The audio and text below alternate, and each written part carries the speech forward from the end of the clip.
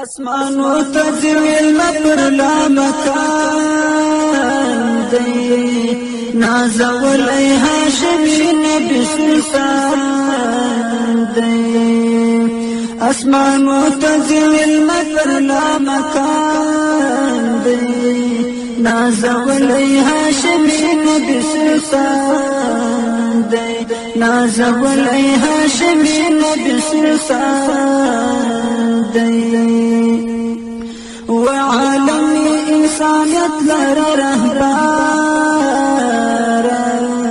وطولی دا بسم الله الرحمن الرحيم الحمد لله رب العالمين حمد الشاكرين الصلاة والسلام على سيد الأنبياء والمرسلين سيدنا ونبينا وشفيعنا ومولانا محمد وعلى آله وأصحابه الطيبين الطاهرين. قدرمنو اوریدونکو د ژوند د لارې د خپرونې مینوالو السلام علیکم ورحمت الله وبرکاته. ستاسو روغتیا او خوشحالي د پاک رب نه غواړم، هیله چې د صحت او عافیت جامې پر تن ولرئ او خوشحالي مو په برخه وي. دا دی زه محمد یاسین فهیم د ژوند د لارې د خپرونې په وړاندې کولو کې ستاسو په خدمت کې یم. زموږ د نن ورځې د خپرونې موضوع بیا هم د زړه ساتنه او د زړه پالنه. درنو اوریدونکو، د قیامت ورځ یوه ډیره سخته ورځ ده.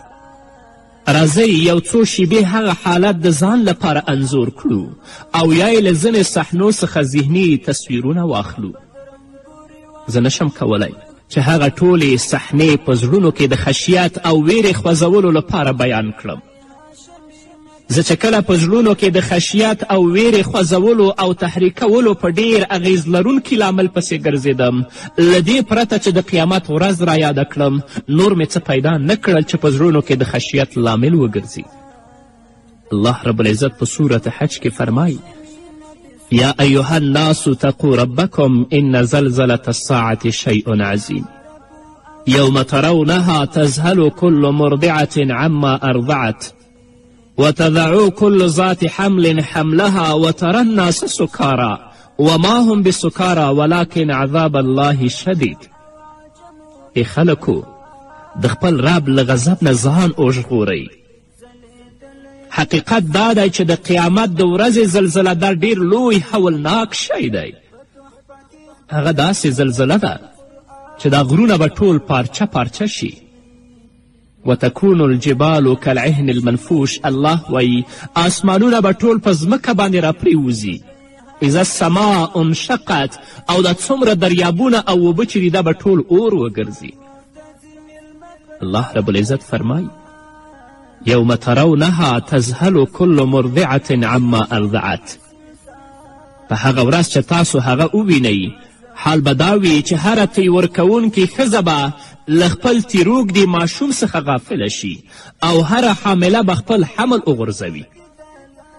نن ورځ موږ او تاسو وینو چې میندې د خپل ماشومان د خپل غیږې نه پرېږدي چې په ځمکه باندې کښیني، اما په هغه ورځ به د هغه ماشوم نه چې دا مور هغه ته شیدې ورکوي غافله به وي، ماشوم به په یاد نه وي، او هغه ښځې چې حاملې دي د سخت ویرې او د سخت خوف د وجې نه به د هغوی حمل وغورځېږي. الله رب العزت محمد رسول الله صلی الله علیه وسلم ته فرمایي چې خلک به تا ته بېسده او لیوني ښکاره شي، په داسې حال کې چې هغوی به بېسده او لیوني نه وي، بلکې د الله عذاب به ډېر سخت وي. د الله رب العزت د عذاب د وجې نه، د الله رب العزت د ویرې د وجې نه به دوی تا ته سکاره او لیوني ښکاري. آیا د الله رب العزت د دغو آیتونو په اوریدلو سره له الله ویریږئ که نه؟ آیا پر ګناه بیا هم ټینګار کوئ او که توبه کوئ؟ درنو اوریدونکو، د قیامت ورځ ډیره سخته ورځ ده، ډیره دردونکې ورځ ده. راځئ چې د الله نه وویریږو، الله ته لاسونه پورته کړو، توبه وباسو، تر څو چې الله رب العزت هغه ورځ په موږ او تاسو باندې آسانه کړي. همدارنګه الله رب العزت په سورة مرسلات کې فرمایي: ولا یؤذن لهم فیعتذرون ویل یومئذ للمکذبین. او نه به هغو ته موقع ورکړی شي چې څه عذر وړاندې کړي.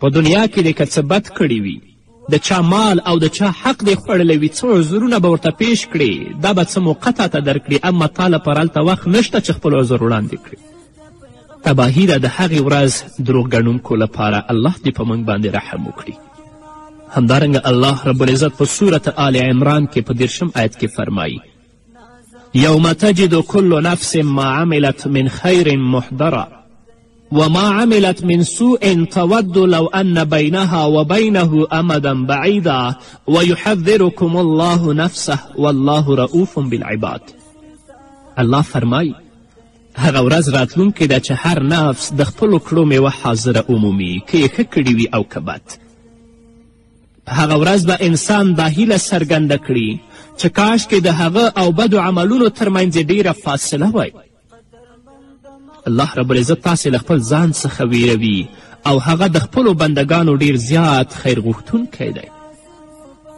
همدارنګه الله رب العزت په صورت نبأ کې فرمایي یوم یقوم الروح والملائکة صفا لا یتکلمون الا من اذن له الرحمن وقال الصواب ذلك اليوم الحق فمن شاء اتخذ الى ربه مآبا هغه ورځ چې روح او پرښتې صفونه ودرېږي حلقه جوړه کړي هیڅوک به خبرې نشي کولی پرته له هغه چا چې رحمان اجازه ورکړي او هغه حقې خبرې کړي وي هغه ورځ حق ده نو اوس چې د چا زړه غواړي د خپل رب لورې ته دې د ورګرځېدو لار دې ونیسي الله همدارنګه په صورت نازعات کې فرمایي فاذا جاءت الطامة الكبرى یوم یتذکر الانسان ما سعى او بیا چې کله هغه لویه هنګامه جوړه شي هغه ورځ چې انسان خپل ټول عملونه یاد کړي آیا هغه دروغ چې تا به ویل او هغه غیبتونه چې تا به کول هغه دې په یاد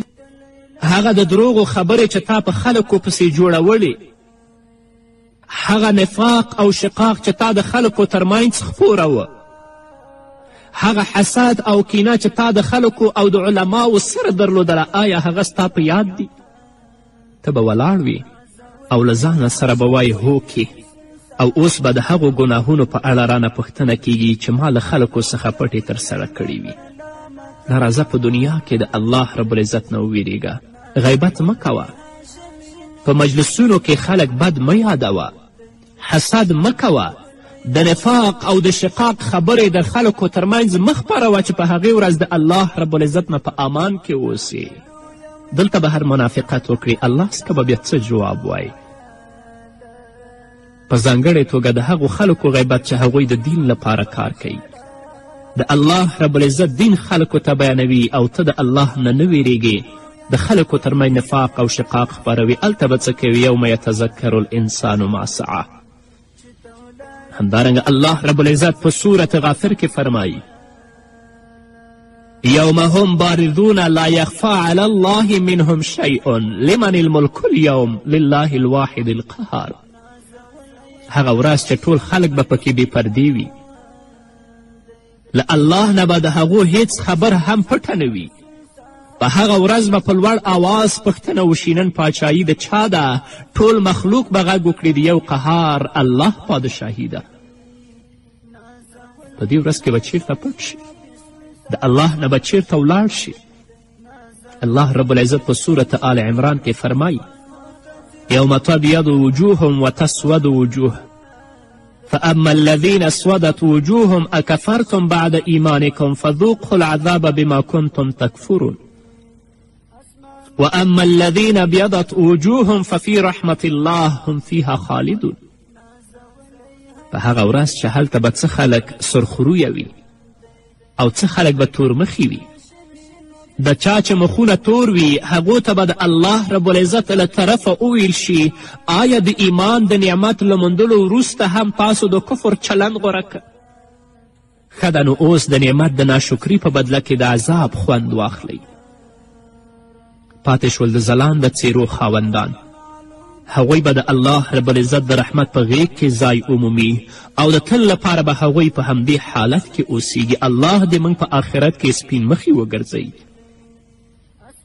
سپین مخي په آخرت کې خلک کیدلی شو چې په دنیا کې د الله رب العزت د اوامرو او د احکامو پابند شو نیکو عملونو ته مخه کړو، په هغو څیزونو باندې چې زموږ رب زموږ نه ناراضه کیږي هغه پرېږدو. اوس ووایئ درنو اوریدونکو چې له هغې ورځې په ویره کې یاست او که بې پروا یئ. آیا دا خبره دې هیره کړې چې په هغه ورځ به شهادت ورکوې او د الله په وړاندې به ولاړ وې؟ آیا له هغه سره خبرو ته چمتو یې؟ له الله دې ویره شته ده؟ آیا اوس دې هم زړه د الله له ویرې د هغې لویې ورځې په خاطر د ګناهونو پرېښودلو وس نه لري؟ راځه ګناهونه پرېږده، ډېره سخته ورځ راپسې را روانه ده. الله ته به لوڅ ولاړو، الله به رانه پوښتنه کوي.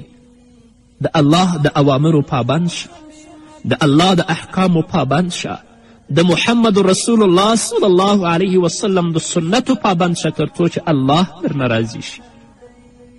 رسول اکرم صلی الله علیه وسلم فرمایی کیف بکم اذا جمعکم الله کما یجمع النبل فی الکنانة 50,000 سنه ثم لا ینظر الله الیکم.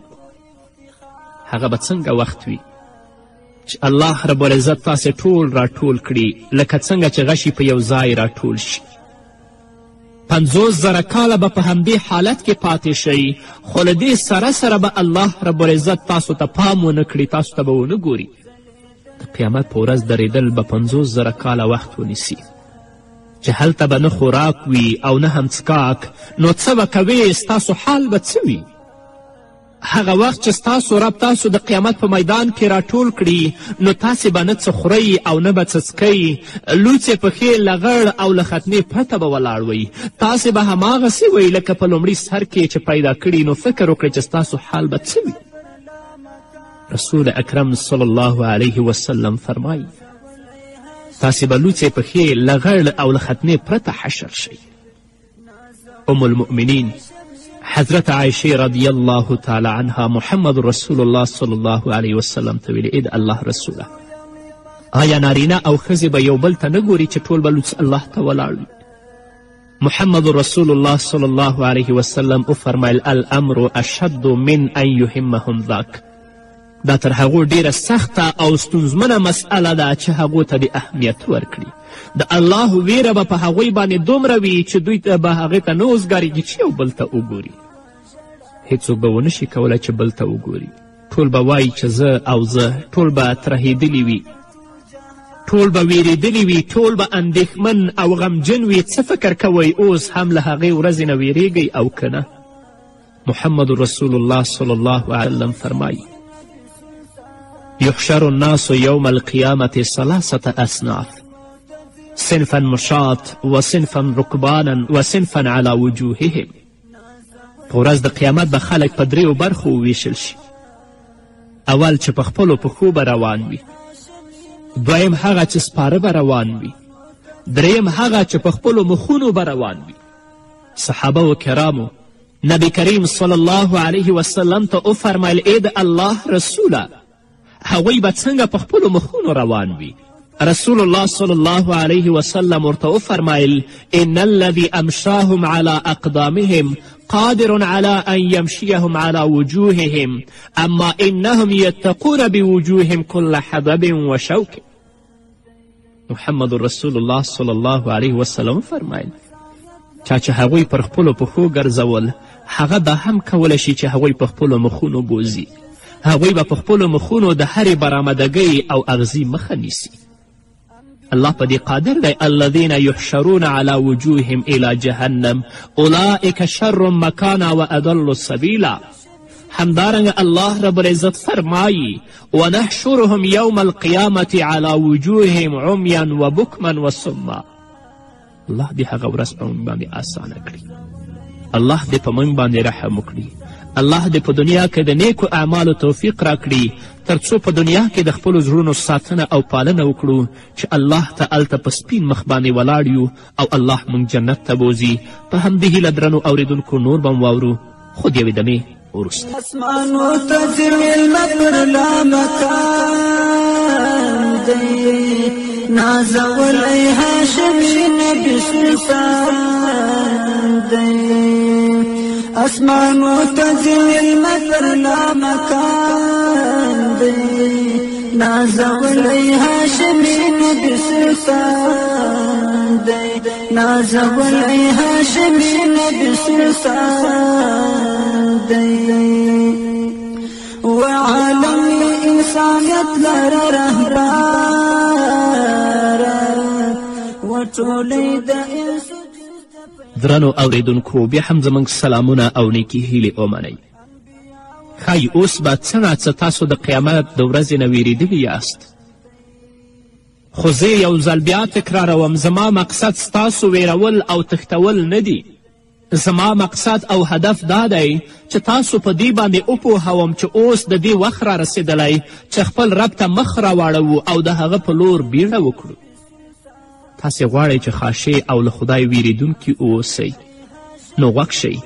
که تاسو په دنیا کې یو له هغو مؤمنو څخه یاست چې په دنیا کې له الله نه ویریږي، نو ستاسې د کار بدله به څه وي؟ محمد رسول الله صلی الله علیه وسلم فرمایي د قیامت ورځ به پر مؤمن د 2 رکعتونو لمانځه په څیر لنډه تیره شي. 50,000 کاله ده. خو که ته د الله رب العزت د اوامرو پابند وي، د محمد رسول الله صلی الله علیه وسلم د سنتو پابند وي، ته به د قیلولې خوب په جنت کې کوې او ټوله د قیامت ورځ به په تا باندې دومره تیره شي لکه 2 رکاته سپک نفل چې ته په دنیا کې کوې. اوس له دغه ټولو ویرو او ترهو سره سره د هغه رحمت ته ځیر شئ. آیا تاسې له الله څخه ویریږئ که نه؟ له الله رب العزت نه وویریږئ، ځکه چې هغه مهربانه دی. له هغه وویریږئ ځکه د قیامت ورځ پر مؤمن لکه د 2 رکعتونو لمانځه په څیر اسانه تیریږي. د هغې ورځ په اړه چې الله رب العزت فرمایي یا عبادی لا خوف علیکم اليوم ولا انتم تحزنون. ای زما بندگانو، نن ستاسو لپاره هیڅ ډار او ویره نشته او تاسو مه خفه کیږئ، خو ویره به په هغه ورځ په هغو کسانو ګډه وي چې په دنیا کې د ویرې احساس نه وي کړی. اوس تاسو ووایئ چې له الله نه ویریږئ که نه ویریږئ. د قیامت یوه بله صحنه به انځور کړو. د هغه صحنه ده چې لمر به پکې ککریو ته رانږدې شي. اوس لمر له ځمکې څخه 93 میلیونه میله واټنه لرې دی. محمد رسول الله صلی الله علیه وسلم فرمایي د قیامت په ورځ به لمر دومره خلکو ته رانږدې شي چې فاصله به 1 میل ته راورسیږي. یوازې 1 میل. اوس چې لمر زموږ څخه 93 میلیونه میله واټنه لرې دی او ګرمي یې له پښو وغورځولو، په هغه ورځ به مو څه حال وي چې لمر دومره راښکته شي چې فاصله یې 1 میل ته رانږدې شي. ووایئ چې د الله رب العزت نه ویریږئ او که نه ویریږئ. ستاسو له خولو نه چې یو ځل دروغ ووځي پوهیږئ چې څه ارزښت لري. د سترګو یو حرام لید، فاسده ملګرتیا، د بدن نه پټول، حرام مال، د مور او پلار نه سرغړونه، په کارونو کې غفلت او داسې نورو ته ارزښت په هغه ورځ وښیئ چې د لمر فاصله به ستاسو سرونو ته ډیر وي او تاسې به د محشر په میدان ورته ولاړ وئ. آیا له هغې ورځې باید ونه ډار شو؟ باید ویریږو درنو اوریدونکو. په سترګو باندې حرام ته ونه ګورو، په سترګو باندې فاسد څیزونه ونه ګورو، بلکې د الله رب العزت کلام، د محمد رسول الله صلی الله علیه وسلم احادیث او حق وګورو. فاسده ملګرتیا چا سره ونه لرو، بلکې هر چا سره که زموږ دوستي وي هغه به د الله لپاره وي. زموږ خویندې باید حجاب په تن ولري. د حرام مال نه ځان وساتو، د مور او پلار د اوامرو نه سرغړونه ونه کړو تر څو چې الله رب العزت هغه ورځ په موږ باندې اسانه کړي. هغه ورځ حق ده، ذلک الیوم الحق. همدارنګه د مسلم او د ترمذي حدیث دی. نبی کریم صلی الله علیه وسلم فرمایي فیکون الناس على قدر اعمالهم فی العرق فمنهم من يصل العرق الى كعبيه ومنهم من يصل العرق الى ركبتيه ومنهم من يصل العرق إلى سرته ومنهم من يصل العرق إلى ترقوته ومنهم من يسبح في عرقه ومنهم من يلجمه العرق الجامة. خلق به د خپلو عملونو په نسبت په خولو کې ډوب وي. د ځینو به خولې د پښو در په جلکو پورې وي، د ځینو به خولې تر ګونډو پورې وي، د ځینو به خولې تر نامه پورې وي، او د ځینو به خولې تر ځینو پورې وي، ځینې به په خپلو خولو کې غوټې خوري او ځینې نور به د خولو مهار په خولو کې نیولی وي. مهار هغه څه دی چې د اس په خوله کې اور اچوي. محمد رسول الله صلی الله علیه وسلم دغه کلمه د هغو کسانو لپاره غوره کړې ده چې خولې به یې تر خولې پورې رسېدلې وي. 50 کاله به د همدغو خولو بدبویي حسوي، دا ځکه چې خولې به یې تر خولې پورې رسېدلې وي او هغه به د خولې له خلاصولو څخه ویریږي، نو خولې به د هغو لپاره مهار وي. الله رب العزت دې په موږ باندې رحم وکړي. خو دغه ورځ به د مؤمن لپاره دومره لنډه وي لکه 2 رکعته لمونځ چې کوي، خو له دې سره سره به تر یوه سوري لاندې وي. تر کم سوري لاندې؟ د ونې تر سوري لاندې نه، بلکې د الله تر سوري لاندې به وي. په هغه ورځ چې بل سوری به له سره نه وي، نو 7 کسان به د آخرت په ورځ د الله رب العزت تر سوري لاندې درېږي. هغه به څوک وي؟ آیا هغوی معجزه کړې چې موږ هغه ځای ته نشو رسېدلی؟ په الله قسم که موږ ټول په هغو کې یو انتخاب کړو، په آساني سره به ورته ورسیږو. په دغه سخته ورځ کې به 7 کسان د الله رب العزت تر سوري لاندې وي. د بخاري او د مسلم حدیث دی.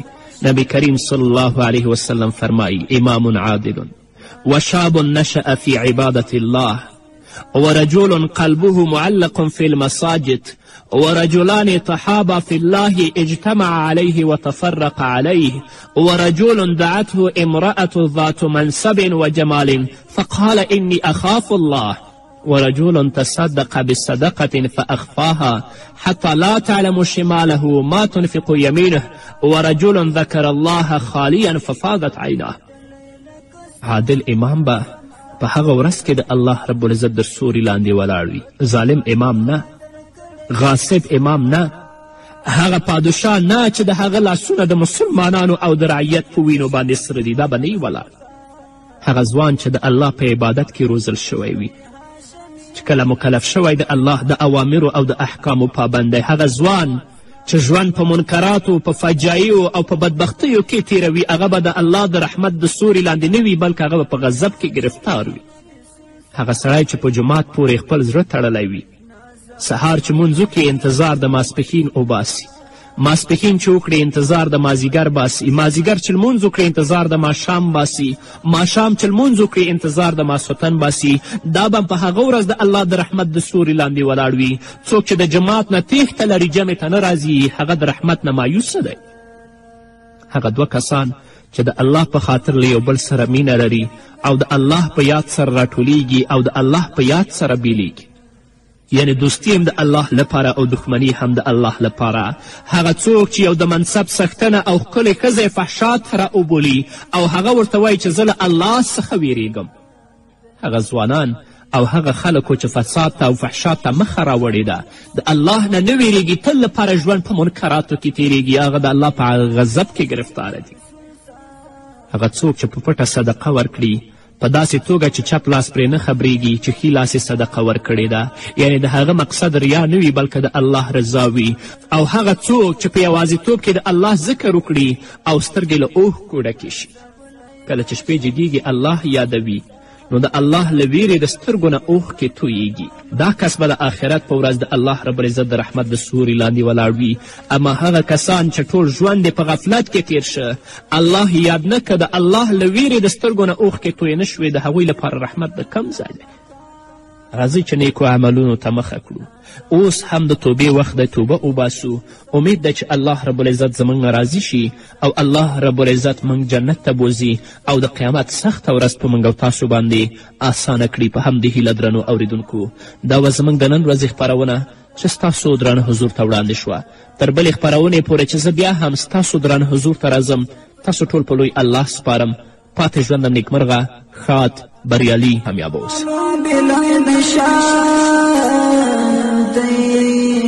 نازولی هاشمی نبی سلطان دی، اسمان و تزیل مپر لامکان دی، نازولی هاشمی نبی سلطان دی، نازولی هاشمی نبی سلطان دی. رب ستایلی په یاسین و په طه، قدرمند مخلوقات د مولا رمستا الی پیاسن پطاها قدرمند مخلوقات د مولا وبدرم دوري واجل كخلا ناز ولي هاشمي نبي سلطان اسمان وتزل المطر لا مكان ناز ولي هاشمي نبي سلطان ناز ولي هاشمي نبي سلطان دا عرب او عجم افتخار زلد لك استور دا سماء دا عرب او عجم افتخار زلد لك استور دا سماء فتح پاکیخ بدل کړي سپین قرآن ناز ولي هاشمي نبي سلطان ناز ولي هاشمي نبي سلطان اسمان متزم المطر لا مكان ناز ولي هاشمي نبي سلطان ناز ولي هاشمي نبي سلطان دادلو يومي پخت دلا ازال چتو لڑی کائنات بجڑال دادلو يومي پخت دلا ازال چتو لڑی کائنات بجڑال عمر دی رهنما د ټول جهان دی ناز ولي هاشمي نبي سلطان دی ناز ولي هاشمي نبي سلطان